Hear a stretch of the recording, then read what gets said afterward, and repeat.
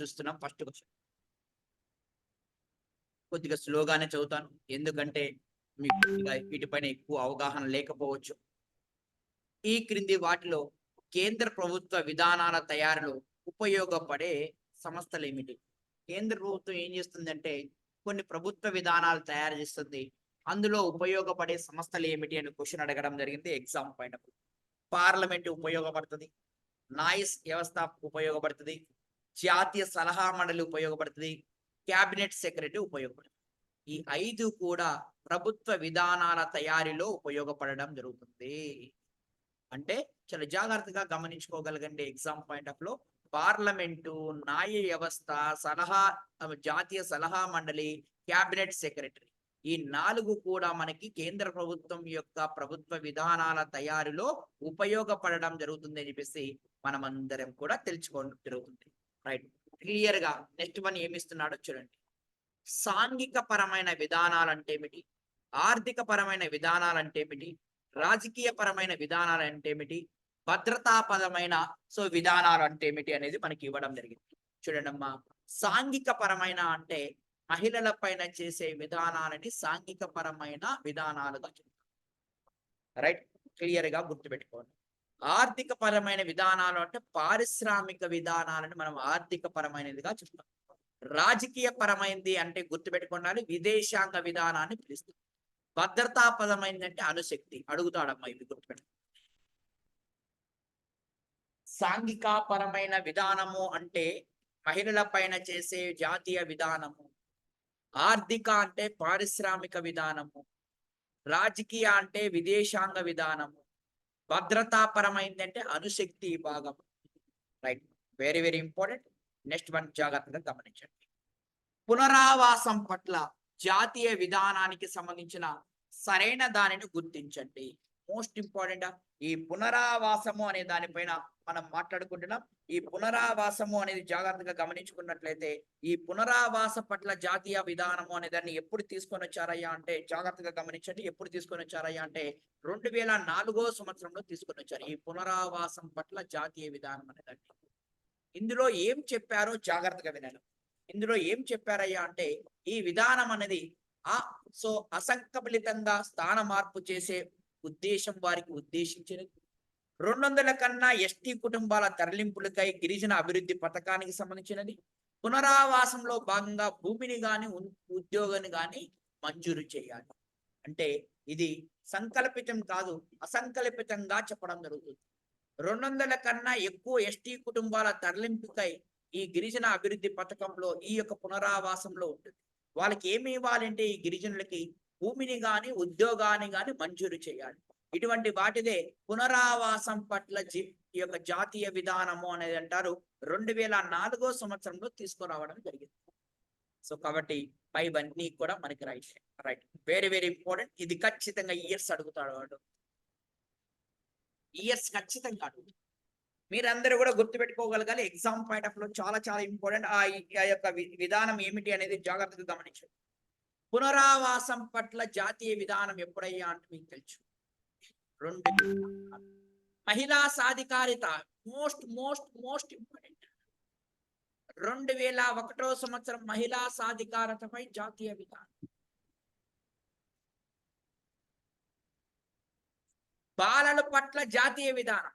మొట్టమొదటిసారిగా బాలల పట్ల జాతీయ విధానం ఎప్పుడు తీసుకొని వచ్చినామంటే 1974లో తీసుకొని వచ్చాం. వికలాంగుల పట్ల జాతీయ విధానం 2006లో తీసుకొని వచ్చాం. Most important exam point of వ్యూలో ఇయర్లు ఖచ్చితంగా అడుగుతాడు.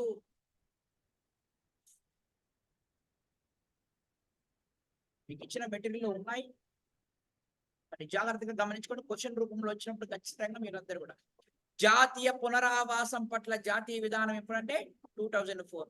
మహిళా సాధికారతపై జాతీయ విధానం ఎప్పుడంటే 2001. బాలల పట్ల ఎప్పుడంటే 1974. వికలాంగుల పట్ల ఎప్పుడంటే 2006 అని చెప్పేసి మాట్లాడుకుంటున్నాం. రైట్, క్లియర్ గా.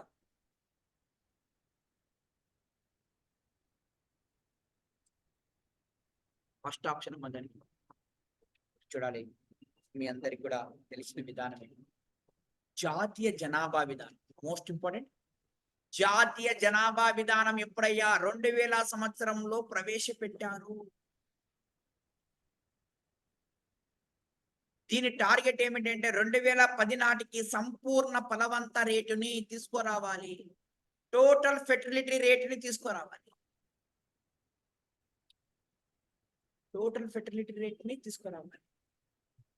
టోటల్ ఫెర్టిలిటీ రేట్ అంటే అర్థం ఏంటంటే సంతాన ఉత్పత్తిగా మనం చెప్తున్నాం.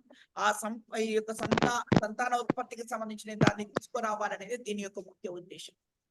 జాతీయ జనాభా విధానం ఎప్పుడండి? 2000. అందులో 2010 కల్లా ఏం తీసుకురావాలండి? టీఎఫ్ఆర్ అనేది తీసుకురావాలి. రైట్, క్లియర్‌గా. ఇప్పుడు చెప్పబోయేది చాలా మోస్ట్ ఇంపార్టెంట్ అమ్మా. చాలా సార్లు అడిగాడు. రైట్.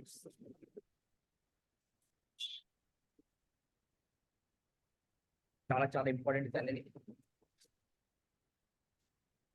రైట్. సో మనకు సంబంధించిన జాతీయ పట్టణానికి సంబంధించినది అనమాట. ఎగ్జామ్ లో ఇంపార్టెంట్ ఆ యొక్క అంశం అనేది. సో ఈ పట్టణానికి సంబంధించిన అర్బన్కి సంబంధించినది. సో గుర్తుపెట్టుకోనండి.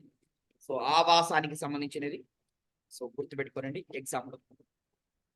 జాతీయ పట్టణ గృహ ఆవాస విధానం 2007లో తీసుకొని వచ్చారు. 2009లో కాదు. ఎవరైతే పట్టణాలలో ఉంటారో ఆ పట్టణ పేదలకి, వెనకబడిన తరగతుల వారికి వాళ్ళ యొక్క లక్ష్యాలను సాధించడమే దీని యొక్క ముఖ్య ఉద్దేశం. 74వ రాజ్యాంగ సవరణ ద్వారా చట్టం అభివృద్ధి సాధించుకు కృషి చేసింది. 74వ రాజ్యాంగ సవరణ ఎప్పుడయ్యా అంటే మీ అందరికీ తెలుసు 1992లో తీసుకొని వచ్చారు. 1993 నుంచి అమలవుతుంది.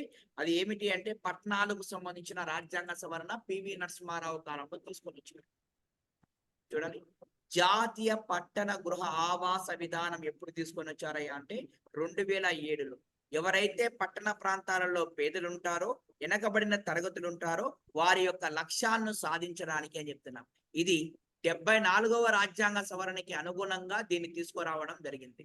కాబట్టి బీసీలు రైట్ 2009 అన్నాడు కాబట్టి ఏ అనేది రైట్ కాకుండా పోయింది.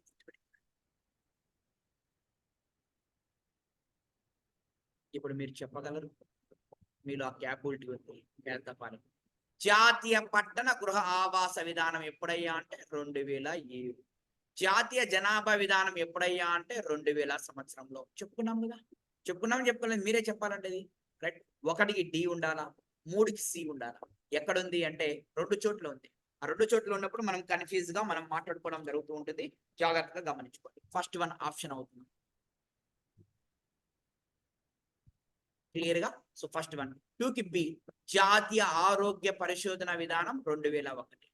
జాతీయ పట్టణ పారిశుద్ధ్య విధానం యొక్క మనకి 2008.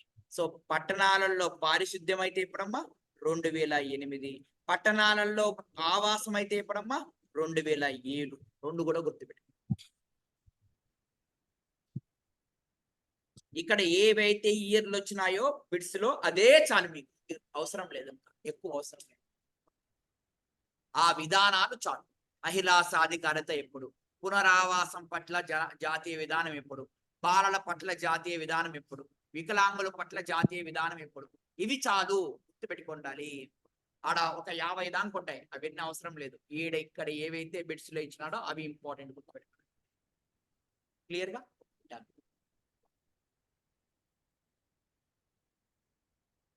సో జాతీయ పట్టణ గృహ ఆవాస విధానం 2007 తల్లి. జాతీయ పారిశుద్ధ్యం వచ్చేసి 2008 అమ్మ. జాతీయ ఆరోగ్య పరిశోధన విధానం వచ్చేసి 2011 అమ్మ. జాతీయ జనాభా విధానం 2000.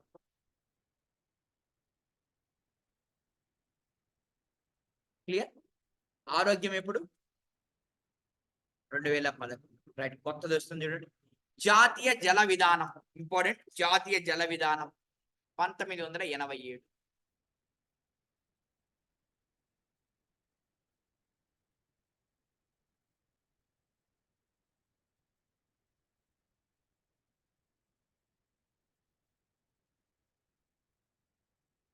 చాలా జాగ్రత్తగా గమనించుకోగలుగుతుంది.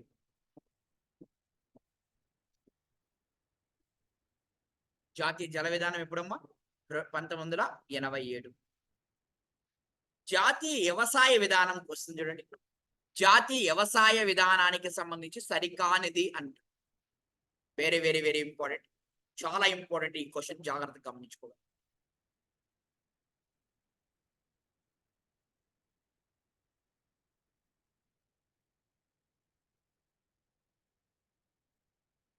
ఈ జాతీయ వ్యవసాయ విధానం ఎప్పుడంటేనమ్మా 2000 సంవత్సరం.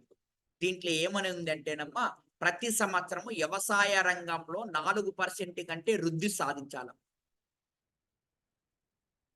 మరియు సముద్ర మంచినీటి పెంపకంపై శ్రద్ధ కూడా చూపించాలమ్మా. 8% కాదు, తప్పు, ఇది సరికానిది అన్నాడు. కాబట్టి వ్యవసాయ రంగంలో గుర్తుపెట్టుకోవాలి, జాతీయ వ్యవసాయ విధానము 2000 ప్రకారము మనం ఎంత వృద్ధి సాధించాలి ప్రతి సంవత్సరం అంటే 4% సాధించాలా. దాంతో పాటుకి ఆ వ్యవసాయంలోనే కాదు, సముద్రం మరియు మంచినీటి యొక్క జంతువులు ఉంటాయి కదా, సముద్రాలలో చేపలు, వాటిని కూడా మనము శ్రద్ధ చూపించాలి అనేదే దీని యొక్క ముఖ్య ఉద్దేశం. ఈ జాతీయ వ్యవసాయ విధానం యొక్క ముఖ్య ఉద్దేశం. 8% కాదు, ఎంత తల్లి? 4%. చాలా సార్లు అడిగాడు, ఇది ఎకానమీలో అడిగాడు, ఇక్కడ కాదు. గుర్తుపెట్టుకోనండి.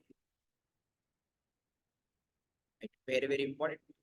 జాతీయ రైతుల కమిషన్ ఎప్పుడు చేశారు? చాలా చాలా ఇంపార్టెంట్ తల్లి. ఎగ్జామ్ పాయింట్ ఆఫ్ లో ఇక్కడ చెప్తున్న ప్రతి ఒక్కటి కూడా మాక్సిమం ఇంపార్టెంట్, మీరందరూ కూడా గుర్తుపెట్టుకోండి. ఎప్పుడు చేశారయ్యా అంటే 2004 సంవత్సరంలో. ఎవరి అధ్యక్షతన చేయడం జరిగిందంటే ఎంఎస్ స్వామినాథన్ అధ్యక్షతన. రీసెంట్ గా ఆయన చనిపోవడం జరిగింది. హరిత విప్లవ పితామహుడు, భారతదేశం యొక్క హరిత విప్లవ పితామహుడైన ఎంఎస్ స్వామినాథన్ ఇటీవల కాలంలో చనిపోవడం జరిగింది. ఈ జాతీయ రైతుల కమిషన్ అనే దాన్ని ఎప్పుడు ఏర్పాటు చేశారంటే 2004 సంవత్సరంలో ఏర్పాటు చేశారు. ఎవరు అధ్యక్షతన యొక్క మనకి చేశారంటే గుర్తుపెట్టుకోవాలి, ఎంఎస్ స్వామినాథన్ యొక్క అధ్యక్షతన చేయడం జరిగింది అని చెప్పేసి మనం అందరం కూడా తెలియపరచుకోవడం జరుగుతుంది. క్లియర్? జాతీయ విద్యా విధానానికి సంబంధించి సరికానిది అంటున్నాడు. చాలా జాగ్రత్తగా గమనించుకోండి.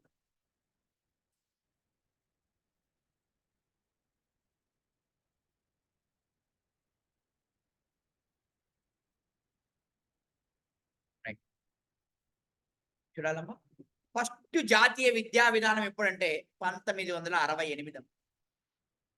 రెండో జాతీయ విధానం ఎప్పుడంటే 1986. ఇప్పుడు మనకి 2020 జాతీయ విధానం వచ్చింది. ఇది మనము బాలలు అనే చాప్టర్లు మనం నేర్చుకునేటాం. 1968 తిప్పితే 86 వస్తుంది. 2020 అని చెప్పేసి మాట్లాడుకుందాం. చూసుకోవాలి, రాజీవ్ గాంధీ కాలంలో దీన్ని ప్రవేశపెట్టారు. 1986లో అయితే రాజీవ్ గాంధీ కాలంలో ప్రవేశపెట్టారు. దీన్ని రాజీవ్ గాంధీ వీలునామా అని పేర్కొనలేదు. గుర్తుపెట్టుకోవాలి, దీనిని రాజీవ్ గాంధీ వీలునామా అని పేర్కొనలేదు అంటారు. పేర్కొంటారు, ఆయన ప్రవేశపెట్టారు కాబట్టి ఆయనదే పేర్కొంటారు. అంటే తప్పు ఏమిటి అంటే ఇదే. విద్యా సవాళ్ళని విద్యా దృక్పథం అనే పేరుతో ప్రవేశపెట్టారు. రైట్, విద్య యొక్క education challenges and education motivation గా ప్రవేశపెట్టడం జరిగింది. 10+2+3 ఇది కొఠారి కమిషన్ ఆధారంగా దీన్ని తీసుకొని వచ్చారు. Very very important. Kothari commission ఆధారంగా. ఫస్ట్ ఆఫ్ ఆల్ మీరు జాతీయ విద్యా విధానం అనేది ఎన్నో సంవత్సరంలో అంటే 1986 సంవత్సరంలోనే గుర్తుపెట్టుకోండి. ఫస్ట్ది 1968, రెండోది 1986 రాజీవ్ గాంధీ కాలంలో. దీన్ని రాజీవ్ గాంధీ యొక్క వీలునాముగా చెప్తారు, వాళ్ళు చెప్పరు అని చెప్పినాడు, అది తప్పు అవుతుంది. విద్యా సవాళ్ళు విద్యా దృక్పథం అనే అంశంతో ఉంది. 10+2+3 అనేది మీ అందరికి కూడా గుర్తుపెట్టుకోవాలి. ఏమిటి అంటే కొఠారి కమిషన్ సూచించడం జరిగింది అని చెప్పేసి మాట్లాడుతున్నాం. ఇప్పుడు ప్రస్తుతం 2020 యొక్క జాతీయ విద్యా విధానాన్ని కస్తూరి రంగన్ కమిటీ చూపించారు. గుర్తుపెట్టుకోండి. ప్రెజెంట్ 5+3+3+4 కస్తూరి రంగన్ కమిటీ.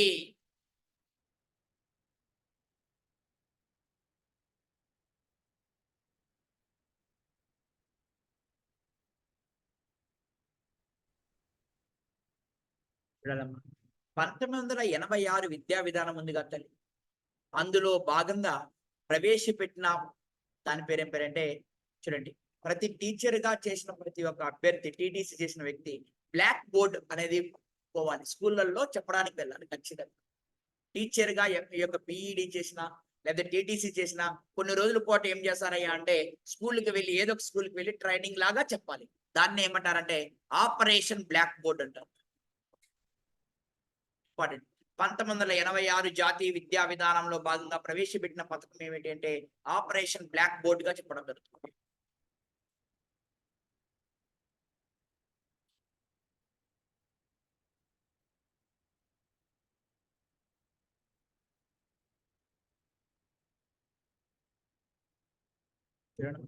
జాతీయ విద్యా విధానానికి సంబంధించి సరికానిది అంటున్నాడు. 1992 సంవత్సరంలో ప్రోగ్రామ్ ఆఫ్ యాక్ట్ ప్రవేశపెట్టారు. గ్రామ విద్యా కమిటీలు ఏర్పాటు చేశారు. మహిళా ఉపాధ్యాయులను మనకి నియమించడం జరిగింది. స్వచ్ఛంద సేవలకు విద్యా విధాన అమల్లో భాగస్వామ్యం కల్పించకపోవడం. కల్పించారమ్మా, కల్పించలేదు అంటున్నారు, కల్పించారు. సో స్వచ్ఛంద సంస్థలు కూడా దీంట్లో సో విద్యా వాలంటీర్లు అనే వాళ్ళు కూడా చేయవచ్చు. కాబట్టి సో ఇదంతా దాంట్లో తప్పు ఏమిటి అంటే డి ఆప్షన్ అని చెప్పేసి మనం మాట్లాడుతున్నాం. మొత్తం 1968 ఒక జాతీయ విధానం, 1986, సో తర్వాత ఎప్పుడు వచ్చిందమ్మా 2020.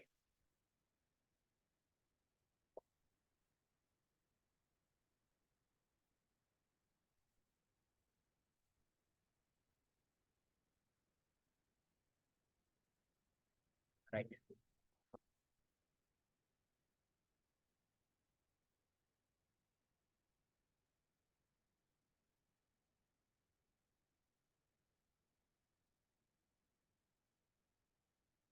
చూడండి, సామాజిక సంక్షేమ భావన, సంక్షేమము అనే భావన ఎక్కడ ప్రపంచంలో మొట్టమొదటిసారిగా అంటే యూకేలో, బ్రిటన్లో ఈ సామాజిక సంక్షేమ భావన యొక్క పితామహుడు. సో మీరందరూ కూడా గుర్తుపెట్టుకోవాలి, బివరిజ్ అని చెప్పేసి మాట్లాడుతున్నాం. ఆయన పేరు ఏం పేరయ్యా అంటే బివరిజ్, బివారీ రిచ్, బివారీ రిచ్.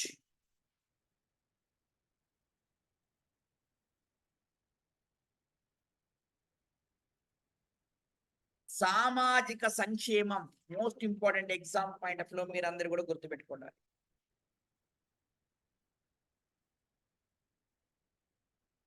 సామాజిక సంక్షేమం అనే భావన మొట్టమొదటిసారిగా బ్రిటన్ లో పుట్టింది. ఆ బ్రిటన్ లో ఆయన పేరేం పేరు అంటే బివరిజ్ అని చెప్పేసి మాట్లాడుతూ ఉన్నాం.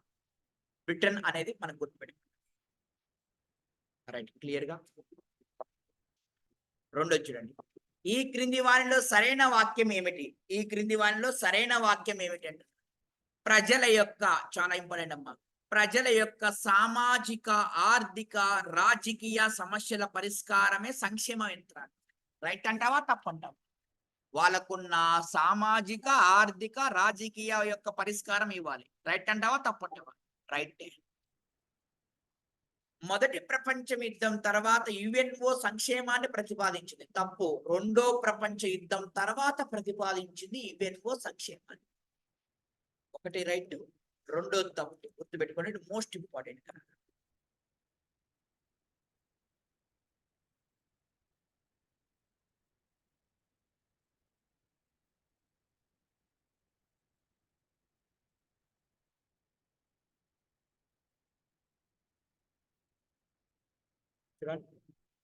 భారతలో సంక్షేమ పాలనకు గల కారణాలేమిటి? ఎందుకు సంక్షేమ పాలనలో ప్రవేశపెట్టాలి మన భారతదేశం? వర్ణ వివక్షతను రూపుమాపడం కోసం. రైట్. దేశంలో పేదరికం, నిరుద్యోగం, అనారోగ్యాన్ని నిర్మూలించడం కోసం. వస్తున్నాయి కదా పేదరికం నిర్మించడానికి, నిరుద్యోగానికి. ఆదేశిక సూత్రాల అమలు కోసం. ఇవన్నీ కూడా సంక్షేమ పాలనకు కారణాలుగా చెప్పవచ్చు.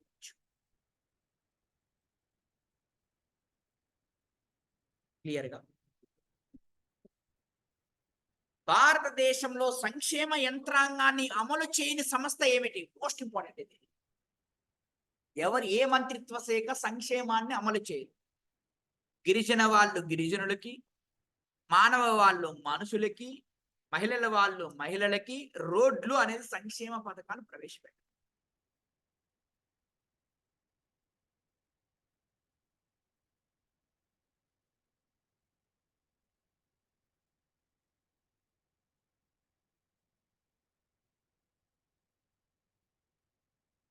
చూడండమ్మా, ఎగ్జామ్ లో చాలా చాలా ఇంపార్టెంట్.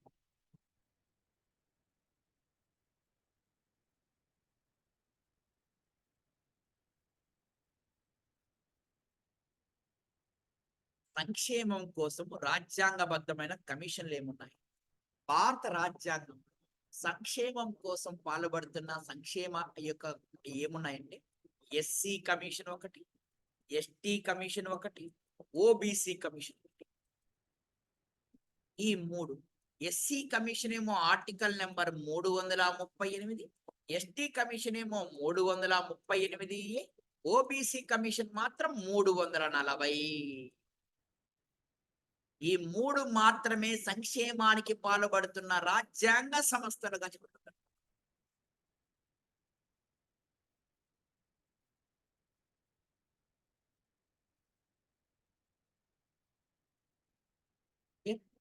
ఎగ్జామ్ లో మిగతాడన్నీ కూడా ఏ సంస్థ వచ్చినా కూడా మహిళా సంస్థ రాని, లేకపోతే మానవ హక్కుల కమిషన్ రాని, లేకపోతే వెనకబడిన తరగతులు రాని, ఏదన్నా రాని, ఇంకా అవన్నీ చట్టబద్ధమైనవి. ఈ మూడు మాత్రమే సంక్షేమానికి పాల్గొనేటి రాజ్యాంగబద్ధమైనటి. ఎందుకు రాజ్యాంగబద్ధమైనటి అంటే ఆర్టికల్ ఏవైతే కలిగి ఉంటాయో వాటిని రాజ్యాంగబద్ధంగా అంటాం. ఖచ్చితంగా నేను చెప్పిన ఈ మూడిట్లో కొద్ది క్వశ్చన్ పేపర్ లో ఖచ్చితంగా ఉంటది. మాక్సిమం ఎస్టీ కమిషన్ పైన ఆర్టికల్ నెంబర్ ఏంది అని క్వశ్చన్ అడుగుతాం. 338A నిన్ననే చెప్పుకున్నాం. ఇది మన గిరిజనుల సంక్షేమం గురించి చెప్పు. రైట్.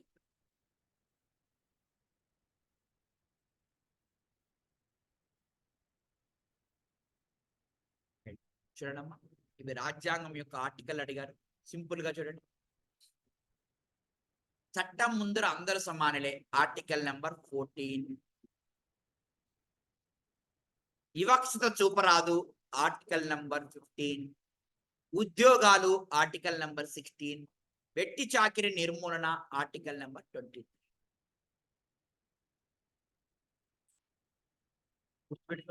చట్టం ముందర అందరు సమానులే, ఆర్టికల్ నెంబర్ ఎంత? 14. వివక్షత 15. ఉద్యోగాలలో సమానత్వం 16. వెట్టి చాకిరి లేదా బానిస యొక్క మనకి వెట్టి చాకిరి లేదా మనుషుల అక్రమ నివారణ చేయడము, సో దాన్ని 23. Right, clear.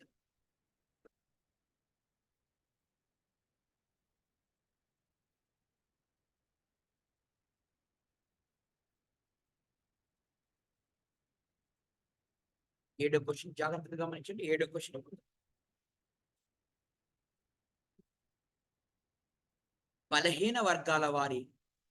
బలహీనంగా ఉన్న వర్గాలని సామాజిక దోపిడీ నుండి రక్షిస్తూ వాళ్ళకి ఆర్థికంగా, విద్యపరంగా మనం హెల్ప్ చేయాలి అనే ఆర్టికల్ ఏమిటి అంటే నిన్నటి నుంచి చెప్పుకుంటూనే వస్తాను. ఎంతమ్మా? Article number 46. SC, ST, OBC వారు బలహీన వర్గాల వారిని సామాజిక దోపిడీ నుంచి రక్షిస్తూ వాళ్ళకి ఆర్థిక పరంగా, విద్య పరంగా కల్పించడమే ఏమిటి అంటే ఆర్టికల్ నెంబర్ 46 గా మనం చెప్తాం.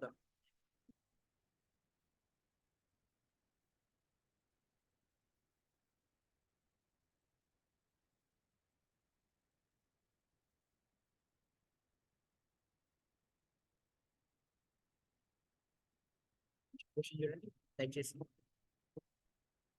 8వ క్వశ్చన్, పంచాయతీల్లో మహిళలకు పంచాయతీల్లో రిజర్వేషన్ సిస్టమ్, మున్సిపాలిటీల్లో రిజర్వేషన్ సిస్టమ్. పంచాయతీల్లో యొక్క మనకి రిజర్వేషన్ సిస్టమ్ ఏంటంటే 243D అమ్మ. మున్సిపాలిటీల్లో రిజర్వేషన్ సిస్టమ్ ఏంటంటే 243T అమ్మ.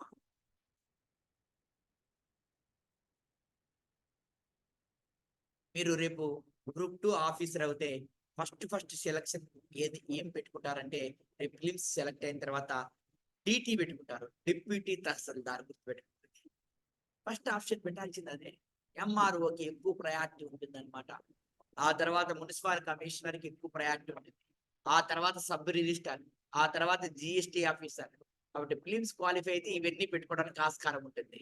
కాబట్టి సో చెప్పినా కదా, ఎంత పర్సెంటేజ్ ఇస్తారు? 9% చూస్తారు. మనకి ఉండే ఏళ్లలో 1,000 మూసేయాలి. 9% గుర్తుపెట్టుకోవాలి. 5 లక్షలు వచ్చినాయి. సో ఆ 5 లక్షల్లో 9%. 9% లో ఉన్నామంటే మీరు గుర్తుపెట్టుకోవాలి. ఎలా అనేది చాలా జాగ్రత్తగా గమనించుకొని ప్రాక్టీస్ చేస్తుంటే ఈజీగానమ్మా. సో సింపుల్ గా కొన్ని ట్రిక్స్ ఫాలో అయితే ఈజీగా ఎగ్జామ్ లో క్రాక్ చేయొచ్చు. ముఖ్యంగా ఎగ్జామ్ లో సో ఎలా ఆలోచించాలనే అంశం పైన కొన్ని ట్రిక్స్ నేను చెప్తాను పోయేటప్పుడు, వాటిని అప్లై చేస్తే సరిపోతుంది. ప్రతిదానికి అదే ట్రిక్ ఒప్పు చేయకూడదు. మాక్సిమం మనం ఎట్లా గుర్తుపెట్టుకుంటారు, ఒక్కొక్కసారి మనం ఇంకా ఎలా చూడాలి. సో ఇక్కడ ఓన్లీ ఇది స్థానిక సంస్థల్లో రిజర్వేషన్, పంచాయతీల్లో ఈ అని ఇచ్చాడు, తప్పమ్మ. నగరపాలక సంస్థలో టీ అని ఇచ్చాడు, రైట్. రెండోది ఆప్షన్ మాత్రమే, రైట్. మూడోది. సో 9వ క్వశ్చన్ చూడండి. సమాన పనికి సమాన వేతనం, ఇంపార్టెంట్. సమాన పనికి సమాన వేతనం 39D అనే ఆర్టికల్ చెప్తుంది. మాతా శిశువు యొక్క సంక్షేమం ఆర్టికల్ నెంబర్ 42 చెప్తుంది. తల్లికి బిడ్డకి సంక్షేమం ఇవ్వడం. జీవన ఉపాధిని కల్పించడం 39A చెప్తుంది. మహిళల పట్ల గౌరవం 51AE చెప్తుంది. 51A సబ్సెక్షన్ E అనేది చెప్తుంది.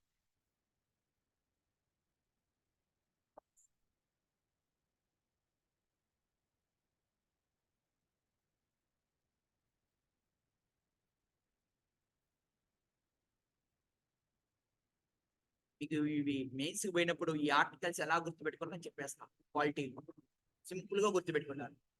సో రాజ్యాంగం రాసిన అంబేద్కర్ అయినా గుర్తుపెట్టుకుంటారో లేదో తెలియదు, కానీ మీరు మెయిన్స్కి పోతే ఖచ్చితంగా గుర్తుపెట్టుకుంటారు. పోవడానికి ఒకే ఒక మెట్టు ఉంది, ఆ మెట్టుని దాటుకోవాలి అంతే. ఫిలిమ్స్ నాకు చేస్తే ఈజీగా, రైట్. సో ఈ ఆర్టికల్స్ ని చాలా జాగ్రత్తగా అక్కడ మనం నేర్చుకోవడానికి ఆస్కారం ఉంటుంది. ఇక్కడ మన యొక్క అవగాహన మేరకు తీసుకోవడం లేదు. ఇంతటితో సంక్షేమం మరియు ప్రభుత్వ విధానాలు అనేవి కంప్లీట్ చేయడం జరిగింది. నెక్స్ట్ టాపిక్ జాగ్రత్తగా కంప్లీట్. ఎస్సీ వెల్ఫేర్ లెక్ సింపుల్ గా ఉంటుంది. ఎస్సీ వెల్ఫేర్ ఏముండదు, మీకు తెలిసిన విషయమే. సో 4 నిమిషాలలో అయిపోతుంది. రైట్, చూడండి.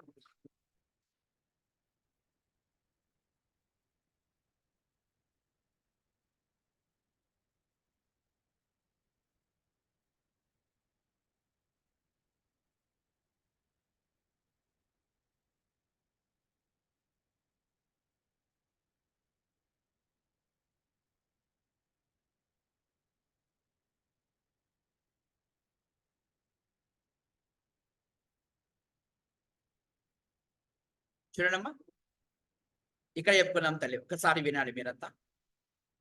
సింపుల్ గా చెప్తాను చూడండి. SC commission first article number ఎంత? 338. తెలుసు కదా. ఈ ఒకప్పుడు ఎస్సీ ఎస్టీ కమిషన్ రెండు కూడా కలిసి ఉండేటి. దీన్ని 89వ రాజ్యాంగ సవరణ ద్వారా 2004వ సంవత్సరంలో విడదీశారు. ఏ కమిటీ ఆధారంగా? దిలీప్ సింగ్ పూరియా కమిటీ ఆధారంగా విడదీశారు. చెప్పుకోవడం జరిగింది నిన్న కూడా. 89వ రాజ్యాంగ సవరణ ద్వారా దిలీప్ సింగ్ పూరియా కమిటీ ఆధారంగా తీసుకున్నారు. ఎస్సీ కమిషన్ లో అయినా ఎస్టీ కమిషన్ లో అయినా ఉండేది ఎంత అంటే 1+1+3. ఇక్కడ కూడా 1+1+3 అంటే 5 మెంబర్స్ ఉంటారు మొత్తము. ఈ 5 మెంబర్స్ ను కూడా నియమించేది ఎవరంటే రాష్ట్రపతి. ఎంత కాలం వీళ్ళ కాలము అంటే గుర్తుపెట్టుకోవాలి, 3 సంవత్సరాలు. వీళ్ళ యొక్క అధికారాలు ఏముంటాయంటే సివిల్ కోర్టు అధికారాలు ఉంటాయి.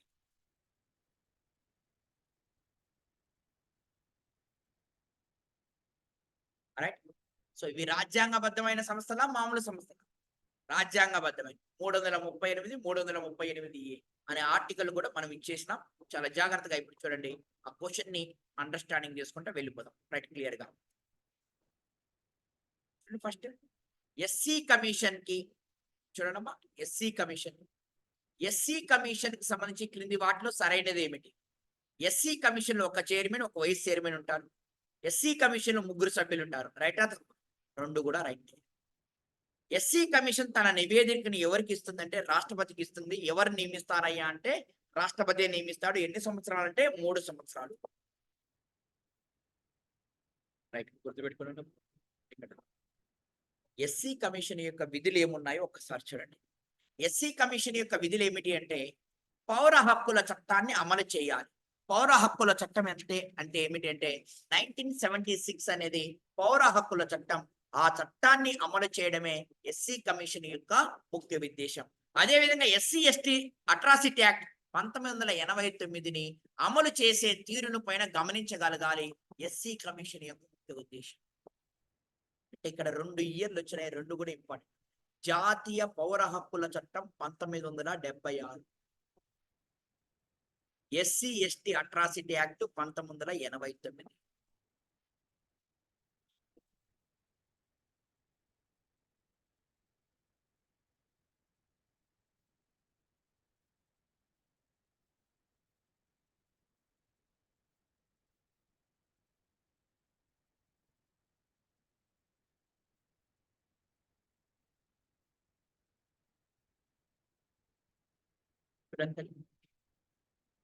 భారత రాష్ట్రపతి ఎస్సీ స్థితిగతులపై అధ్యయనం చేసి వారి సంక్షేమానికై చర్యలు తీసుకోవాల్సిందిగా కోరుతూ ఒక కమిషన్ ని ఏ అధికారం ప్రకారం ఏర్పాటు చేస్తారు అంటే ఎస్సీ కమిషన్ ఏ ఆర్టికల్ మీరే చెప్పాలి. 338, 39. అది ఆన్సర్. అర్థమైందా? Right, clear. మళ్ళీ అదే ఇస్తున్నాడు చూడండి. మళ్ళీ జాగ్రత్తగా గమనించండి. షెడ్యూల్ కులాల యొక్క సంబంధించిన నిర్వచనాలు, వారికి సంబంధించిన నియమ నిబంధనలు, రక్షణలు, వాటి అమలు. అంటే ఎస్సీ అంటే ఏమిటి, ఎస్టీ అంటే ఏంటో చెప్పినా నిన్న. ఎస్టీ యొక్క నిర్వచనం ఎక్కడ ఉంటుందంటే 366 ఆర్టికల్ సబ్సెక్షన్ 25 లో ఉంటుందని చెప్పుకున్నాం. ఎస్సీ యొక్క నిర్వచనం ఎక్కడ ఉంటుందంటే 366 సబ్సెక్షన్ 24 లో ఉంటుంది. చాలా జాగ్రత్తగా గమనించుకోండి. వాళ్ళ యొక్క నిర్వచనం ఎస్సీ అంటే ఏమిటి, ఎస్టీ అంటే ఏమిటి అనే నిర్వచనం ఎక్కడ ఉంటుందంటే ఇది గుర్తుపెట్టుకుంటారు.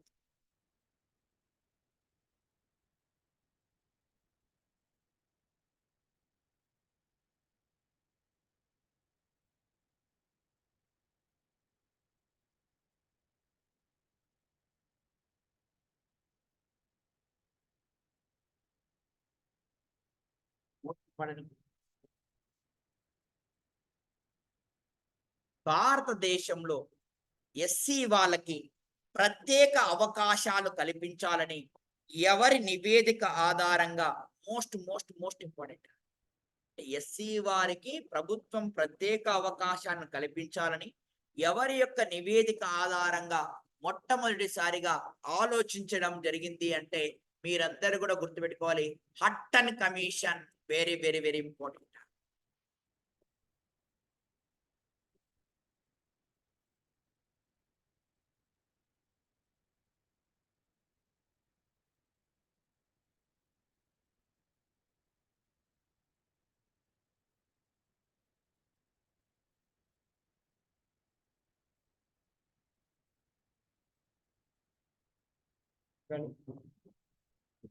ఆర్టికల్ నెంబర్ 15 సబ్సెక్షన్ బి లో ఏముంది, 2 లో ఏముంది, 15 సబ్సెక్షన్ 4 లో ఏముంది చూస్తే 15 సబ్సెక్షన్ 2 లో ఏముంది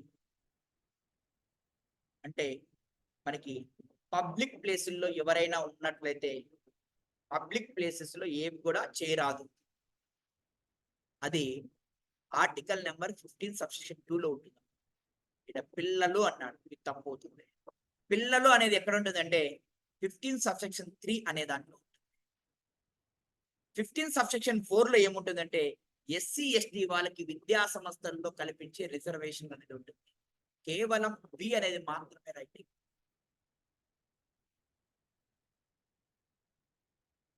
గమనించుకోండి ఈ విషయం. రైట్. లోక్సభలో ఎస్సీ వాళ్ళు లేదా ఎస్టీ వాళ్ళకి రిజర్వేషన్ 330 ఆర్టికల్. దీని ప్రకారం లోక్సభలో వీళ్ళకి ఎన్ని సీట్లు ఇచ్చారంటే ఎస్సీ వాళ్ళకి 24, ఎస్టీ వాళ్ళకి 47 ఇచ్చారు.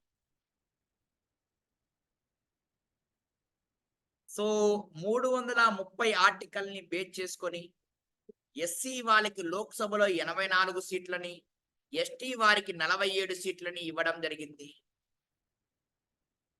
రైట్. ఇదే ఇక్కడ ఇంకొక ఆర్టికల్ కూడా చెప్తున్నా 332. అది ఎక్కడ అంటే రాష్ట్రాల యొక్క శాసనసభల్లో చెప్పుకోవడం జరిగింది. రాష్ట్రాల యొక్క శాసనసభల్లో రిజర్వేషన్లు.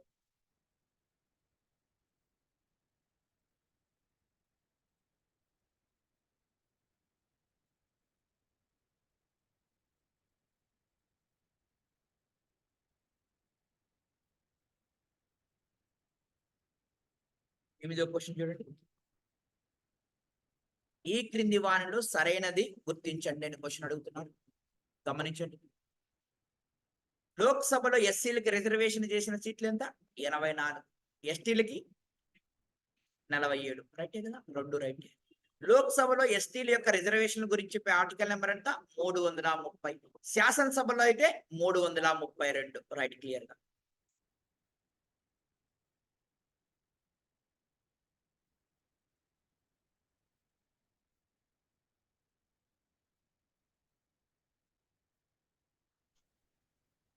Very very very important article అమ్మా ఇది.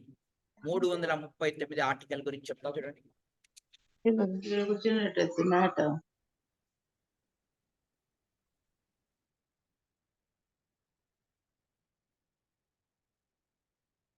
చూడండి, కేంద్రం ఏం చెప్తుందంటే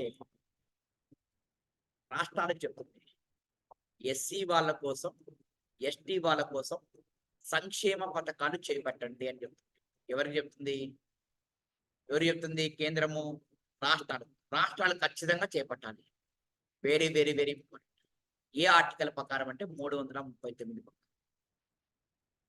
339 ప్రకారం కేంద్రం సూచించిన విధంగా రాష్ట్రాలు ఎస్సీ ఎస్టీ వారికి సంక్షేమ పథకాలని ప్రవేశపెట్టాలి అనేది మనకి very very very very very very important.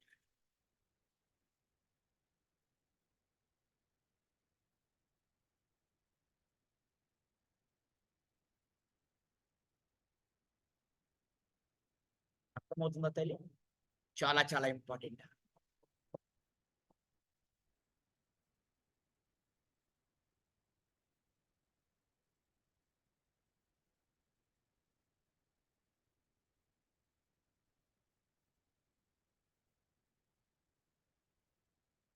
ఇక్కడ ఇది రెండు ఆప్షన్ అవుతుందమ్మా. ఇదే 339 ఆర్టికల్ అనేది ఎస్సీ ఎస్టీల యొక్క సంక్షేమం కోసం చేపట్టిన చర్యల గురించి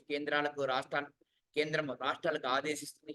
ఈ ఆదేశాలను రాష్ట్రాలు తప్పనిసరిగా పాటించాలి. అంటే ఏ బి అనేది రైట్ ఆన్సర్. చూడండి, మీకు ఆల్రెడీ ఒక మాట చెప్పాను.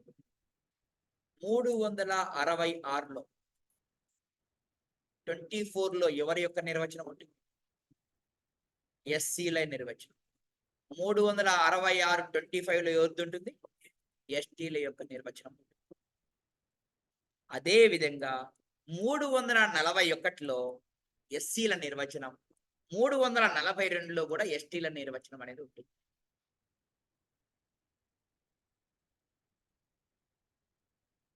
అయితే జాగ్రత్తగా వినాలి. ఈ 341లో ఎస్సీలకి యొక్క నిర్వచనం ఎవరిస్తారంటే రాష్ట్రపతి ఇస్తాడు. అది కూడా ఎవరిని అడిగి ఇవ్వాలంటే రాష్ట్రపతి గవర్నర్ అడిగి ఇవ్వాలి. Most important example.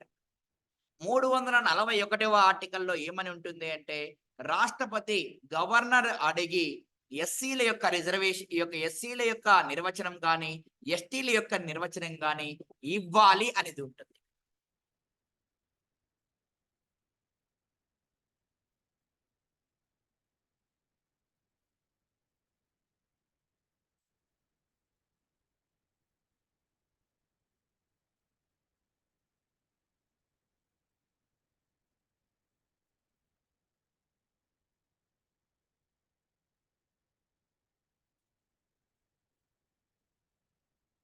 Correct. 12వ question అదే చూడండి, జాగ్రత్త గమనించండి. 341వ ఆర్టికల్ ప్రకారం రాష్ట్రాలలో ఎవరిని సంప్రదించిన తర్వాత షెడ్యూల్ కులాల యొక్క నిర్వచనాన్ని నోటిఫికేషన్ ద్వారా తెలియచేయాలి. ఎవరిని? గవర్నర్ని. 341, 42లో ఎస్సీ ఎస్టీల యొక్క నిర్వచనాన్ని తెలియజేస్తారు. రాష్ట్రపతి నోటిఫికేషన్ అనుసరించి పార్లమెంట్ ఏం చేస్తుందంటే చట్టాలు చేస్తుంది. రాష్ట్రపతి ఇచ్చేటప్పుడు ఎవరిని అడగాలి? నోటిఫికేషన్ ఇచ్చేటప్పుడు ఖచ్చితంగా గవర్నర్ అడగాలి. ఏ అండ్ బి అనేది రైట్. రైట్, మీరు చెప్తారు నాకు ఆన్సర్. ఇప్పుడు ఎస్సీలకి కొన్ని నిధులు, ఎస్సీలకు కానీ ఎస్టీలకు కానీ కొన్ని నిధులు రిలీజ్ చేయాలి. ఏ ఆర్టికల్ ప్రకారం మనం రిలీజ్ చేస్తాము? 275 సబ్సెక్షన్ 1 275 275 సబ్సెక్షన్ 1 ప్రకారం రిలీజ్ చేస్తాం.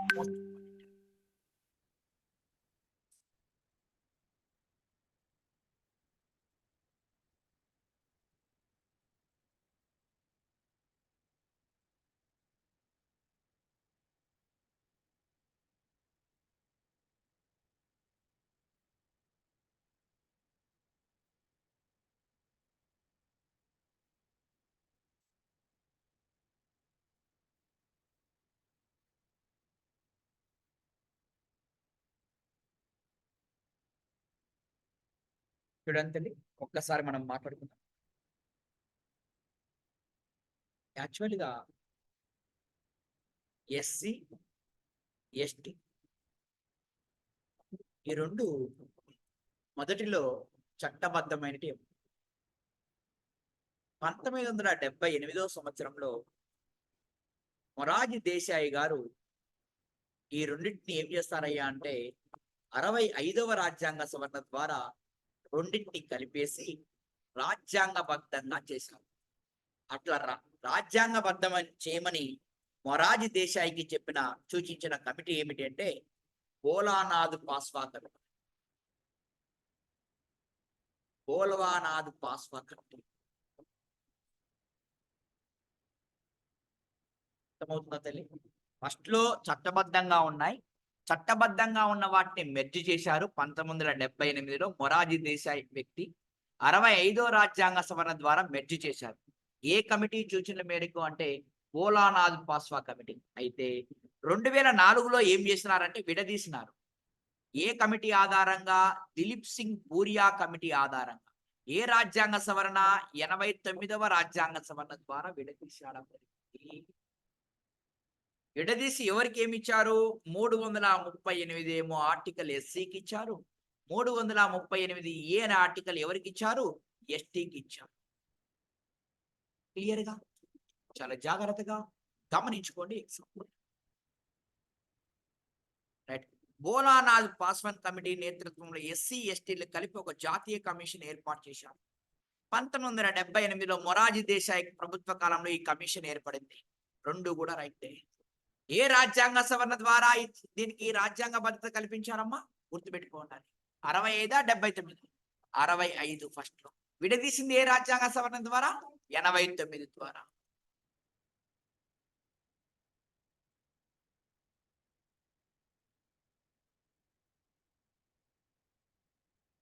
రైట్.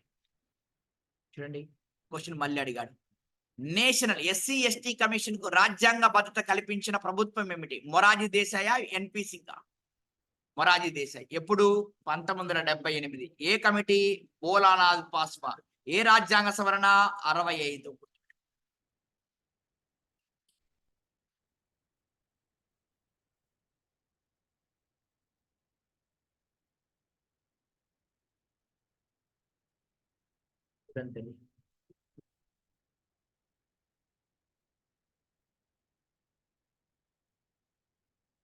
పదైదవ ఆర్టికల్ ఏం చెప్తుందంటే జాతి, మత, కుల, లింగ ప్రాతిపదిక పైన వివక్షత చూపించకూడదు. 16వది ఏం చెప్తుందంటే ప్రభుత్వ ఉద్యోగాలలో అందరికీ సమాన అవకాశాలు. రెండు కూడా రైట్. మార్నింగ్ నుంచి చెప్పుకుంటా వస్తా ఉన్నాం మనం, జాగ్రత్తగా గమనించు.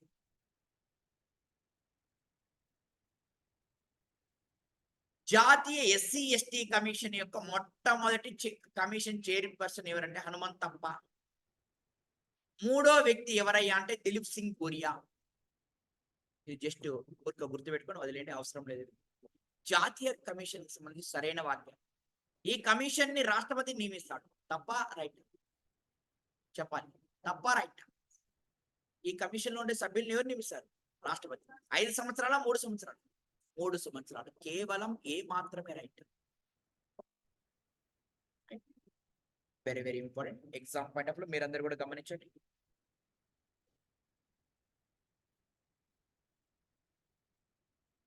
ఎస్సీ ఎస్టీ కమిషన్ కి సంబంధించి రాష్ట్రపతి కమిషన్ సభ్యుల పదవీ కాలాన్ని తగ్గించవచ్చు. కేవలం నియమించడము తొలగించడమే ఆయన బాధ్యత. పదవీ కాలం తగ్గించే అధికారము పార్లమెంటుకు ఉంటుంది, గుర్తుపెట్టుకోవాలి. ఈయన రాష్ట్రపతికి ఉండదు. నియమించడము తొలగించడమే ఈయన బాధ్యత. కమిషన్ సభ్యులు రాజీనామా పత్రాన్ని ఎవరికి ఇవ్వాలి? ప్రధానమంత్రికి ఇవ్వాలి అంటున్నారు. రెండు కూడా తప్పే.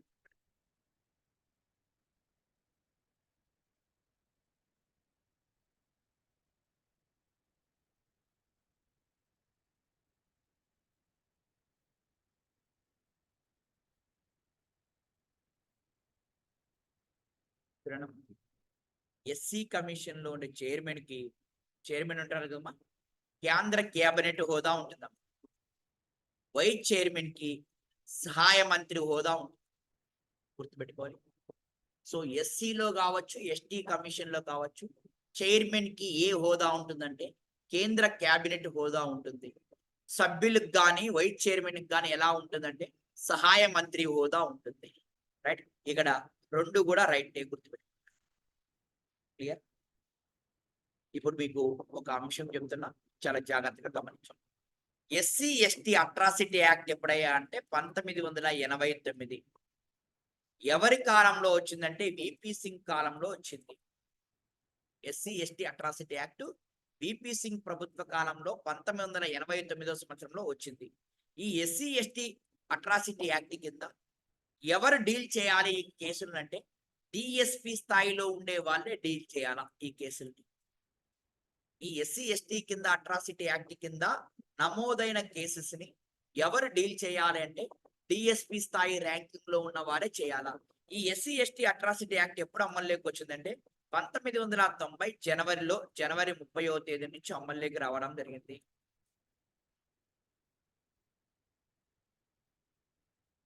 గుర్తుపెట్టుకోండి. ఏ ప్రభుత్వ కాలంలో వచ్చింది SC ST atrocity act? VP Singh. మీకు మార్నింగ్ చెప్పాను, ఏమని చెప్పానంటే కారం చేడు యొక్క ఉదాంతం చలగడం వలన ఇది రావడం జరిగింది. కారం చేడు అనే సంఘటన మన ఆంధ్రప్రదేశ్ లో జరుగుతుంది 1985లో. అందుకు ఈ ఎస్సీ ఎస్టీ అట్రాసిటీ యాక్ట్ అనేది రావడం జరిగింది అని కూడా మనం మార్నింగ్ క్లాస్ లో మనం చెప్పుకోవడం జరిగింది.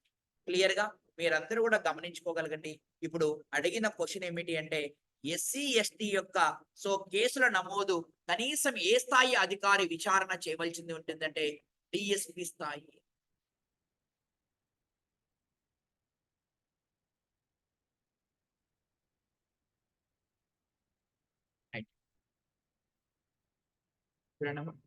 ఇక్కడ చాలా ఇంపార్టెంట్ తల్లి ఒక ఆర్టికల్ కొత్తది వచ్చింది చూడండి. రాష్ట్ర కేంద్ర ప్రభుత్వాలలో నియామకాలకు సంబంధించి నిర్వహణలో క్రమక్షతను కొనసాగించడానికి ఎస్సీ ఎస్టీ వర్గాల వారిని క్లైములను ప్రత్యేకంగా గుర్తించండి. నియామకాలలో వాళ్ళ క్లైముల్ని ప్రత్యేకంగా అనేది 335 ఆర్టికల్ అమ్మా. వెరీ వెరీ వెరీ ఇంపార్టెంట్, గుర్తుపెట్టుకోండి.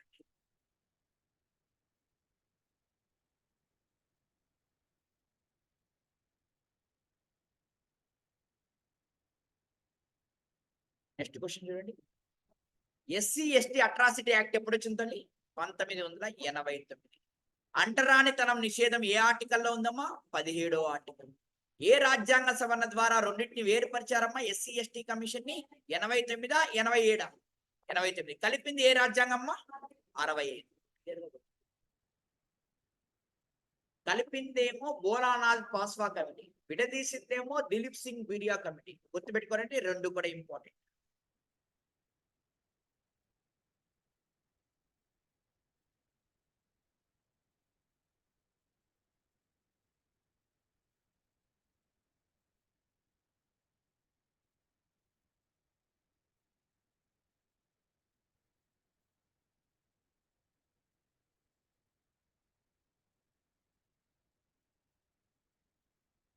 ఇది 2 నిమిషాలు అయిపోతాయి. మీరందరూ కూడా ఆన్సర్లు చేసేస్తారు ఫాస్ట్ గా.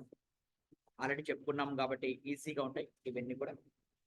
జస్ట్ భారతదేశంలో ఎస్సీ జనాభా అత్యధికంగా ఎక్కడ ఉన్నారు అనే క్వశ్చన్. ఎక్కడైతే అధికంగా జనాభా ఉంటారో అక్కడే ఎస్సీ జనాభా ఎక్కువగా ఉంటుంది. ఉత్తరప్రదేశ్లో ఎక్కువగా ఉన్నారు. భారతదేశంలో ఎస్సీ జనాభా యొక్క శాతం ఎంత అంటే 16.5. ఆంధ్రప్రదేశ్లో ఎస్సీ జనాభా యొక్క శాతం ఎంత అంటే 17.08. దేశంతో పోల్చుకుంటే ఎస్సీ జనాభా శాతం మన ఆంధ్రప్రదేశ్లో ఎక్కువ ఉందా తక్కువ ఉందా? ఎక్కువగా ఉంది.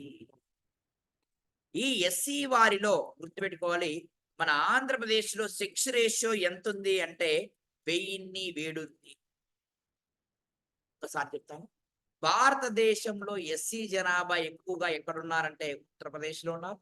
తక్కువగా ఎక్కడున్నారంటే సిక్కింలో ఉన్నారు. భారతదేశంలో ఎస్సీ జనాభా శాతం ఎంత అంటే 16.5. ఆంధ్రప్రదేశ్లో ఎస్సీ జనాభా శాతం ఎంత అంటే 17.08. ఆంధ్రప్రదేశ్లో వీళ్ళ యొక్క సెక్స్ రేషియో ఎంత అంటే 007. క్వశ్చన్స్ అన్ని కూడా ఇప్పుడు కవర్ చేసేస్తున్నాం చూడండి. భారతదేశంలో ఎస్సీ జనాభా అధికంగా ఎక్కడున్నారు? ఉత్తరప్రదేశ్లో. ఆంధ్రప్రదేశ్లో ఎస్సీల యొక్క లింగ నిష్పత్తి ఎంత? 1007. భారతదేశంలో 2011 ఎస్సీ జనాభా శాతం ఎంత? 16.5. ఆంధ్రప్రదేశ్లో ఎంత? 17.08. చూడండమ్మా, ఈ ఆర్టికల్ మీరు ఇప్పుడు చెప్పాలి తల్లి, నాకు మీరు చెప్పగలరు? 330 ఆర్టికల్ ఏం చెప్తుందో చెప్తాను. లోక్సభలో ఎస్సీల యొక్క ఎస్టీల యొక్క రిజర్వేషన్. 332లో శాసనసభ. 338 గుర్తుపెట్టుకోవాలి, ఎస్సీ కమిషన్ యొక్క గుర్తింపు. అదే కదా జాతీయ ఎస్సీ కమిషన్. 331 ఎస్సీలను రాష్ట్రపతి గుర్తిస్తాడు. ఎవరిని అడిగి? గవర్నర్ అడిగి.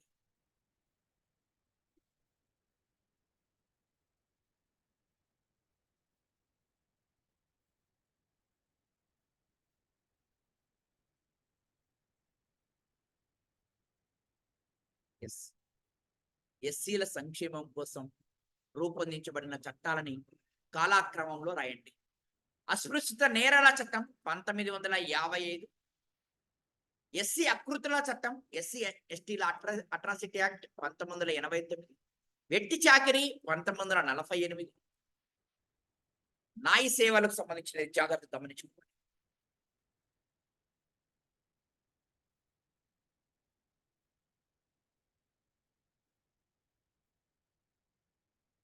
అమ్మాయి వెట్టి చాకిరీ నిరోధక చట్టం 1976.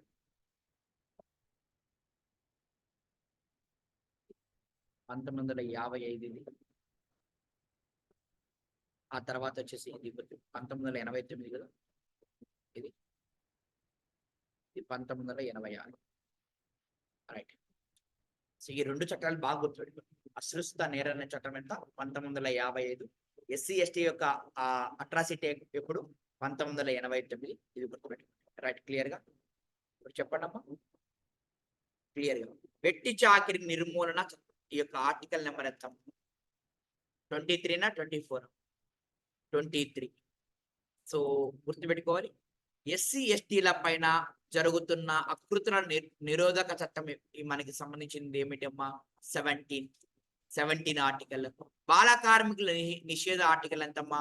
24. ఉన్నత విద్యా సంస్థల్లో రిజర్వేషన్లు ఎంతమ్మా? 50. చెప్పుకోవడం తెలియదు. Next one, SC ST atrocity act ఎప్పుడమ్మా? 1989. ఎప్పుడు ఎస్సీ కమిషన్ ఎస్టీ కమిషన్ విడదీశారా? విడదీసింది ఎప్పుడమ్మా? 2004లో. ఏ కమిటీ ఆధారంగా? దిలీప్ సింగ్ పూరియా కమిటీ ఆధారంగా. చాలా జాగ్రత్తగా గమనించండి. 10వ క్వశ్చన్, మహిళా సాధికారత యోజన లబ్ధిదారులు ఎవరు? అంటే ఈ యొక్క ఎస్సీ కమిషన్ లో మహిళా అధికారికత యోజన అనే ఒక పథకం ప్రవేశపెట్టారమ్మా. ఈ మహిళా అధికారిత యోజన పథకంలో లబ్ధిదారులు ఎవరంటే పాకీ పని చేసే మహిళలు. Very very very very important. ఎవరైతే పాకీ పని చేస్తుంటారో ఆ పని చేసే వారి యొక్క మహిళలు అనేవారు మనకి ఈ మహిళా అధికారిత యోజన పథకం కింద లబ్ధిదారులుగా చెప్పడం జరుగుతుంది.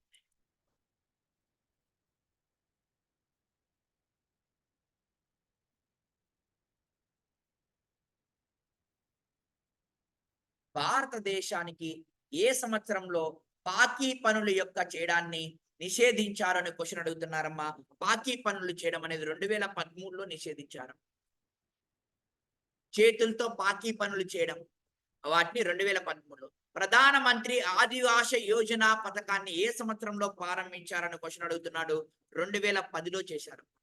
కేంద్ర విద్యా సంస్థల చట్టం 2006 ప్రకారం ఎస్సీలకి ఉన్నత విద్యలో పీజీల్లో డిగ్రీల్లో ఎంత శాతం రిజర్వేషన్ ఇచ్చారంటే 15% ఇచ్చారు.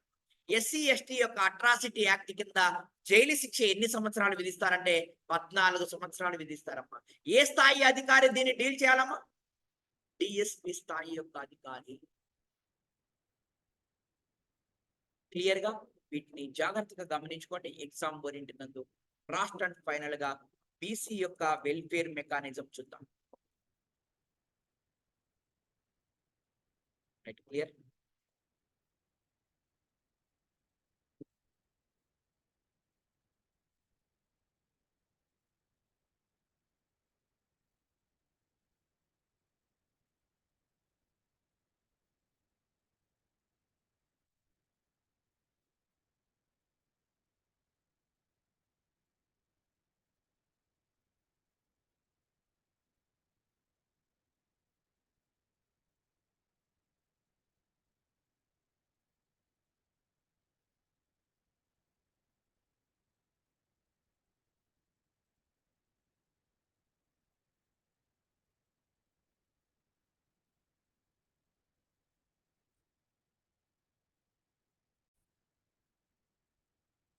వెనకబడిన తరగతుల కోసం ఒక కమిషన్ ని ఏర్పాటు చేసిన ఆర్టికల్ నెంబర్ ఎంత అంటే 340. ఇటీవల కాలంలో ఈ కమిషన్ ని గుర్తుపెట్టుకోండి, 102వ రాజ్యాంగ సవరణ ద్వారా ఏర్పాటు చేసింది. ఏ కమిటీ ఆధారంగా అంటే జస్టిస్ రోహిణి కమిటీ ఆధారంగా ఏర్పాటు చేసింది.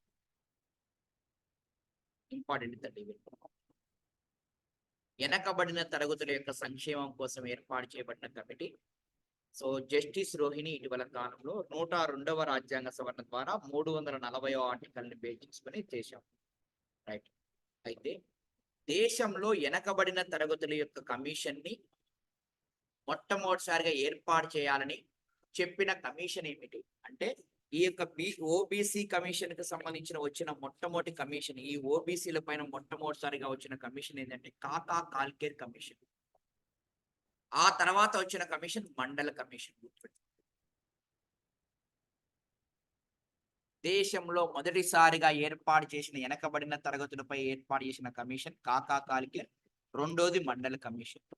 మండల కమిషన్లు ప్రకారం ఓబీసీలకి ఎంత రిజర్వేషన్ ఇవ్వమని చెప్పింది అంటే మండల కమిషన్ ఎంత ఇవ్వమని చెప్పింది అంటే 27% రిజర్వేషన్ ఇవ్వమని చెప్పింది.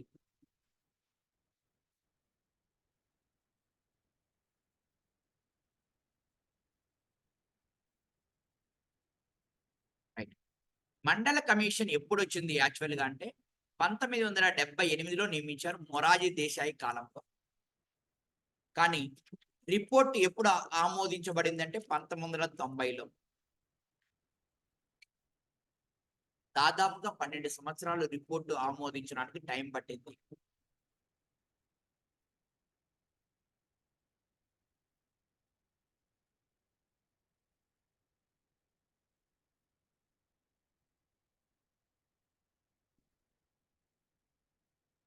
సో ఓబీసీలకు సంబంధించి ఇచ్చిన రిజర్వేషన్ సవాలు చేస్తూ దాఖలైన కేసు పేరు పేరు చాలా చాలా important. Indira Sahani case most important. ఇది ఇందిరా సహాని కేసు అనేది మనకి సుప్రీం కోర్టులో వేశారు. ఓబీసీకి ఇచ్చిన రిజర్వేషన్ బేస్ చేసుకొని సుప్రీం కోర్టులో ఒక సవాల్ని దాఖలు చేశారు.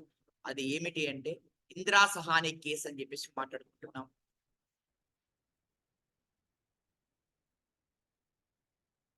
వెనకబడిన తరగతులకి ప్రజెంట్ ఎవరున్నారు ఈ యొక్క మనకి సంబంధించిన వారు అంటే దీనికి ప్రస్తుత చైర్పర్సన్ ఎవరున్నారంటే హన్స్రాజ్ గంగారాం అనే వ్యక్తి ఉన్నాడు.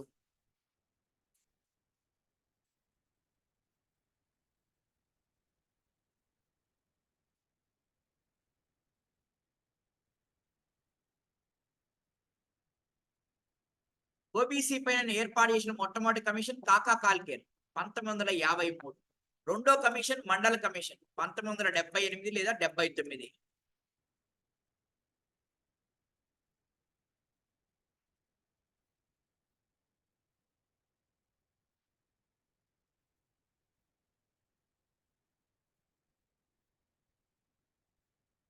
మొదటి కమిషన్ పేరేం పేరమ్మా? కాకా కాల్కేర్, రైట్. రెండో కమిషన్ ఏదమ్మా? బీపీ మండల్. ఇదేమో 1953, ఇదేమో 1978 ఆర్ 79.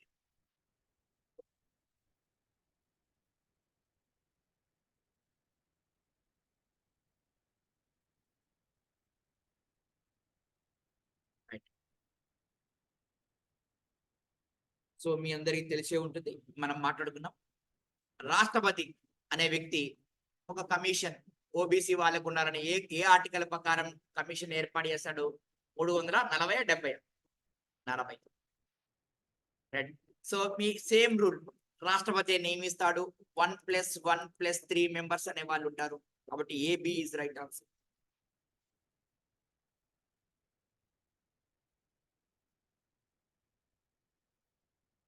క్లియర్ గా. కాకా కాల్కేర్ కమిటీ ఎప్పుడు వచ్చిందమ్మా? 1953. వచ్చినప్పుడు ఎవరుంటారమ్మా? ప్రధానమంత్రి. మీరే చెప్పాలి. నెహ్రూ గారు ఉంటారు. రైటే కదా? రెండు కూడా రైటే.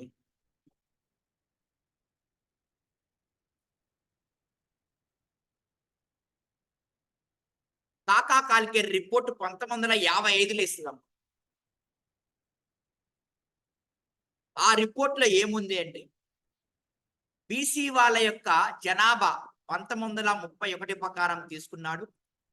బీసీ వాళ్ళకి ఎంత రిజర్వేషన్ ఇవ్వాలంటే 31 నుంచి 69% భారతదేశంలో బీసీ వాళ్ళ యొక్క వాళ్ళు జనాభా ఉన్నారంట. 1931 జనాభా ప్రకారము 31 నుంచి 69% మంది ఉన్నారు అని చెప్పేసి, బీసీ వారికి రిజర్వేషన్ కాదు, బీసీ వాళ్ళు 31 నుంచి 69% జనాభా ఉన్నారని రిపోర్ట్ ఇవ్వడం జరిగింది.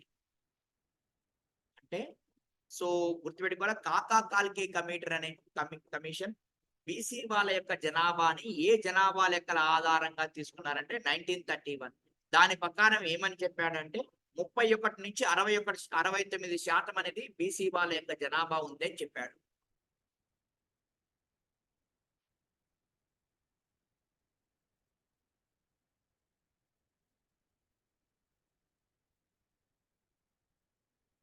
రైట్, చాలా జాగ్రత్తగా గమనించుకోవాలి. బీసీల యొక్క రిజర్వేషన్లు ఇచ్చిన మొట్టమొదటి రాష్ట్రాలు ఏమిటి అంటే బీహారు, కర్ణాటక. రెండు ఫస్ట్ ఇచ్చినాయి. బీసీలకి రిజర్వేషన్ ఇచ్చిన మొట్టమొదటి రాష్ట్రాలు సో బీహారు, కర్ణాటక. చెప్పాలి. బీసీ కమిషన్ యొక్క సభ్యులు పదవీ కాలం ఎన్ని సంవత్సరాలు? మీరే చెప్పాలి. 5, 3? 3. ఎస్సీకైనా, ఎస్టీకైనా, ఓబీసీకైనా ఏదైనా సరే రాష్ట్రపతి నియమిస్తాడు, రాష్ట్రపతి తొలగిస్తాడు. 3 సంవత్సరాల పదవీ కాలం. 1+1+3 సభ్యులు అంతే. రాజ్యాంగబద్ధమైన సంస్థలకి 1+1+3 అంతే. రాష్ట్రపతి నియమిస్తాడు, రాష్ట్రపతి తొలగిస్తాడు. కేవలం ఈ కమిషన్లకే. మళ్ళీ కాగు కమిషన్ కి వాటన్నిటికి మళ్ళీ వేరు. ఈ మూడిటికే ఎస్సీ, ఎస్టీ, బీసీ.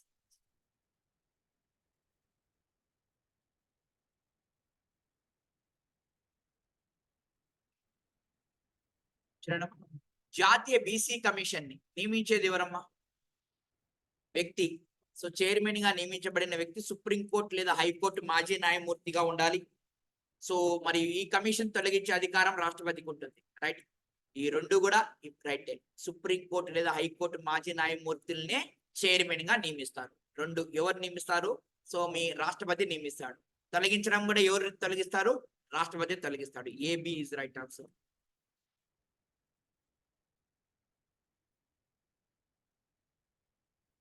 సుప్రీంకోర్టు ఏ కేసులో రిజర్వేషన్లు 50% మనకి మించరాదు అని చెప్పేసి చెప్పడం జరిగింది. రైట్. వెరీ ఇంపార్టెంట్ అమ్మా ఎగ్జామ్ పాయింట్ ఆఫ్ లో. యాక్చువల్ గా గుర్తుపెట్టుకోనండి, బీసీ వాళ్ళకి రిజర్వేషన్లు ఇవ్వడము అనేది పైన 2 కేసులు ఫామ్ అవుతాయి. ఒకటి బాలాజీ కేసు, ఒకటి ఇందిరా సహాని కేసు. ఈ 2 కేసుల్లో బీసీ వాళ్ళ యొక్క రిజర్వేషన్లు 50% దాటకూడదు అని చెప్తుంది.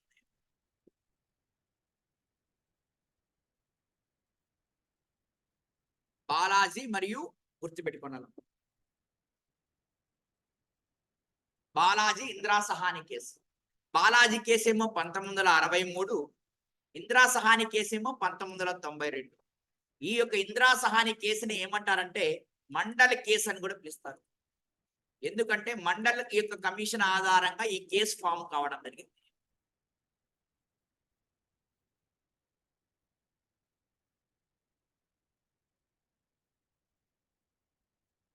మండల కమిషన్ యొక్క యొక్క కేసుగా ఈ యొక్క ఏదాన్ని పిలుస్తారమ్మా? ఇందిరా సహాని పిలుస్తారు. మండల కమిషన్ యొక్క కేసు అని ఏదాన్ని పిలుస్తారంటే ఇందిరా సహాని కేసుగా పిలుస్తారు. మండల కమిషన్ ఏ యొక్క ప్రభుత్వం అమ్మా? ఎవరు ఏ ప్రభుత్వ కాలంలో ఏర్పడింది ఇది? జనతా ప్రభుత్వం. జనతా ప్రభుత్వం అంటే ఎవరమ్మా? మొరార్జీ దేశాయ్ కాలంలో ఏర్పడుతుంది. గుర్తుపెట్టుకోనండి.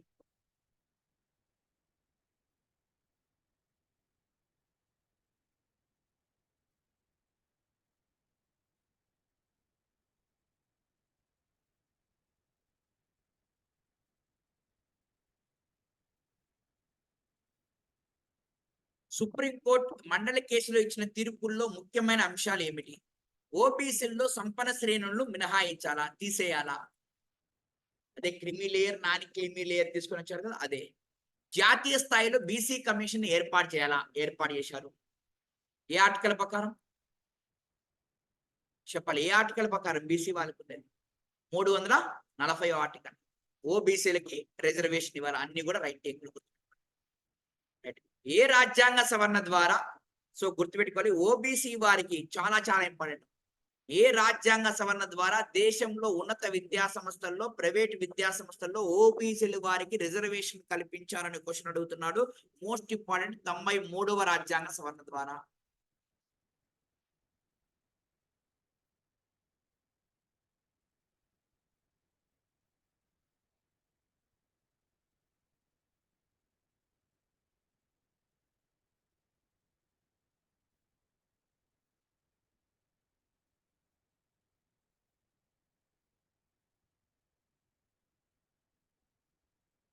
తెలుసు.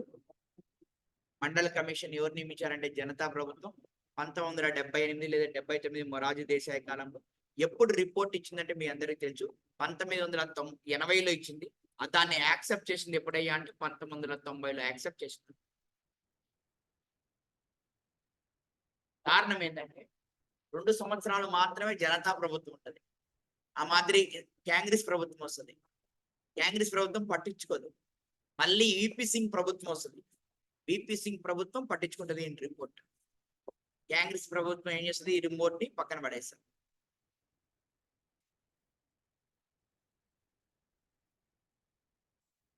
చూడడం. కాకా కాలికేర్ కమిటీ ఏ యొక్క జనాభా లెక్కలను తీసుకున్నాడు? 1931. ఈయన కూడా మండల కమిషన్ కూడా 1931 జనాభా లెక్కలను తీసుకున్నాడు. 3748 కులాలు ఉన్నట్లు గుర్తించినాడు ఈయన.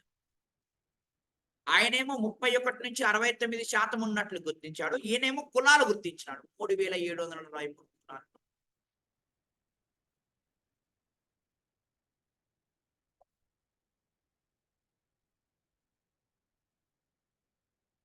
జాతీయ బీసీ కమిషన్ మొదటి చైర్మన్ ఆర్ఎన్ ప్రసాద్ గారు.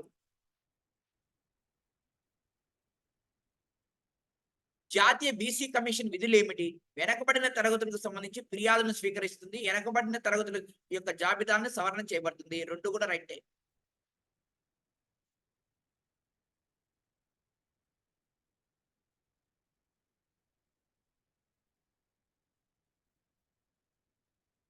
ఏ కోర్టు అధికారాలు ఉంటాయమ్మా?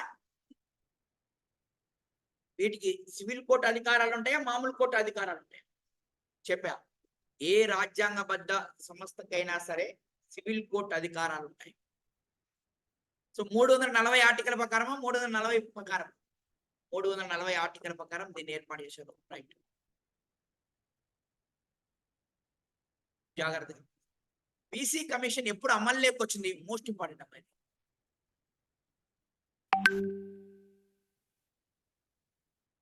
ఎప్పుడు అమల్లోకి వచ్చిందంటే 1993 ఏప్రిల్ 2న అమల్లోకి వచ్చింది. ఏ రాజ్యాంగ సవరణ అమ్మా? ఇప్పుడే చెప్పుకున్నాం. ఏ రాజ్యాంగ సవరణ? 102వ రాజ్యాంగ సవరణ ద్వారా రావడం జరిగింది. ఎవరు బీసీ కమిషన్ ని ఏర్పాటు చేస్తారు? రాష్ట్రపతి ఏర్పాటు చేస్తాడు. బీసీ కమిషన్ ఎప్పుడు ఏర్పడిందంటే ఏం చెప్పాలి? 1993 ఏప్రిల్ 2. ఏ రాజ్యాంగ సవరణ అంటే ఏం చెప్పాలి? ఇప్పుడు ప్రెజెంట్ 102వ రాజ్యాంగ సవరణ ద్వారా రాజ్యాంగ భద్రత ఏమిచ్చారు. సో ఎవరు నియమిస్తారు కమిషన్ ఉండే సభ్యుల్ని? రాష్ట్రపతి నియమిస్తాడు.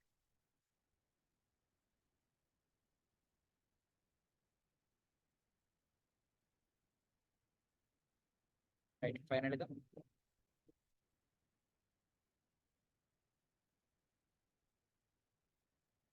ఆంధ్రప్రదేశ్ లో బీసీ కమిషన్ల పైన కమిటీ మన ఎవరున్నప్పుడు వేశారయ్యా అంటే చాలా చాలా ఇంపార్టెంట్. మురళీధర్ రావు కమిషన్ ని వేయడం జరిగింది మన ఆంధ్రప్రదేశ్ లో.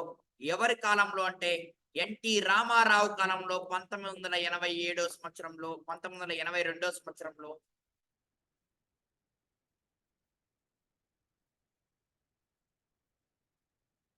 ఎవరి కాలంలో అమ్మా? ఎన్టీ రామారావు కాలంలో. ఎవరు ఏ కమిటీ మన ఆంధ్రప్రదేశ్ లో? మురళీధర్ రావు. ఆడైతే మండల కమిషన్ ఒకటి, కాకా కాలికేర్ కమిషన్ ఒకటి. మన ఆంధ్రప్రదేశ్ లో మాత్రం బీసీలకు సంబంధించింది మురళి. గుర్తుపెట్టుకోవాలి. క్రిమీలేయర్ నాన్ క్రిమీలేయర్ కి ఎంత ఆదాయం తీసుకుంటారు? 8 లక్షలు తీసుకుంటారు. క్రిమీలేయర్ కి నాన్ క్రిమీలేయర్ కి సర్టిఫికేట్ ఇవ్వడానికి ఎన్ని లక్షలు ఆ పరిగణనలోకి తీసుకుంటారమ్మా? 8 లక్షలు తీసుకుంటారు. ఎస్. జాతీయ స్థాయిలో ఓబీసీ వాళ్ళకి రిజర్వేషన్ ఎంత ఉంది? Most important. ఇప్పుడు ప్రెసెంట్ రిజర్వేషన్ ఎంత ఉంది అనే క్వశ్చన్ అడుగుతున్నాడు. 25.84% ఉంది.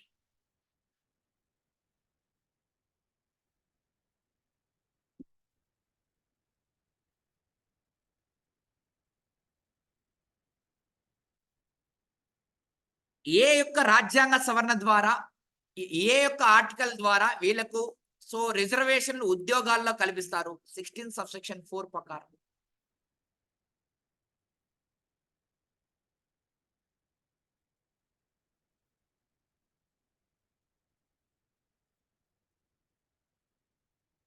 రైట్. మండల కమిషన్ ఆధారంగా మనకి ఏ ఆర్టికల్ రూపొందించారు? 340 బీసీల వారికి. కాకా కాలికేర్ కమిటీ గుర్తుపెట్టుకోవాలి, ఎన్ని కులాలు గుర్తించింది? ఓన్లీ మనం 3743 కులాలు గుర్తించినట్టు మండల కమిషన్ చెప్పాము. ఈయన 31% నుంచి 69% ఉందని చెప్పాము. ఈయన ఎన్ని కులాలు గుర్తించాడు కాకా కాలికేర్? 833.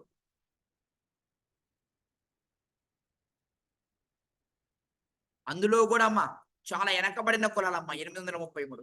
ఈయన గుర్తించిన కులాల సంఖ్య ఎంత అంటే మామూలుగా 2399. ఆ 2399లో బాగా వెనకబడిన కులాలు ఎంత అంటే 833.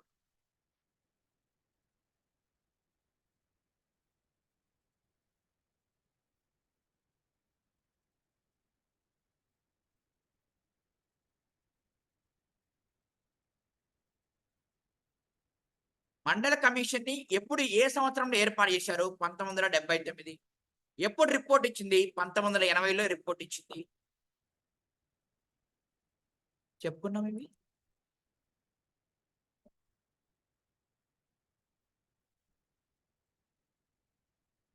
Very very important. ఓబీసీలను గుర్తించేందుకు మండల కమిషన్ ఎన్ని అంశాలను పరిగణనలోకి తీసుకునింది? Most important. ఎన్ని అంశాలు అంటే సో మీ అందరికి చెప్పాలి, 11 అంశాలను పరిగణనలోకి తీసుకునింది. ఎన్ని కులాలకు చెప్పింది? 3743 కులాలని మనకి మండల కమిషన్ చెప్పడం జరిగింది. మండల కమిషన్ ఏ జనాభా లెక్కల్ని ఆధారంగా తీసుకున్నది? 1931. మండల కమిషన్ అయినా కాకా కాలికేర్ అయినా సేమే.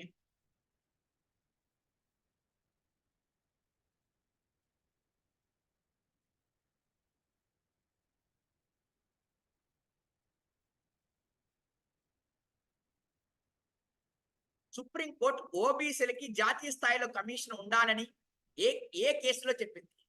మండలి కేసులో చెప్పింది. జాతీయ స్థాయిలో ఒక కమిషన్ ఉండాలని ఏ యొక్క కేసులో చెప్పిందంటే మండలి కేసులో చెప్పింది. ఏ కేసులో సుప్రీంకోర్టు 50% రిజర్వేషన్ మించకూడదని చెప్పడం జరిగింది? Most important, very very important. Balaji కేసులో, ఇందిరా సహాని కేసులో మరియు దేవదాసన్ కేసులో. ఈ 3 కేసులు వచ్చేసి ఈ యొక్క ఓబీసీలకు సంబంధించినవి.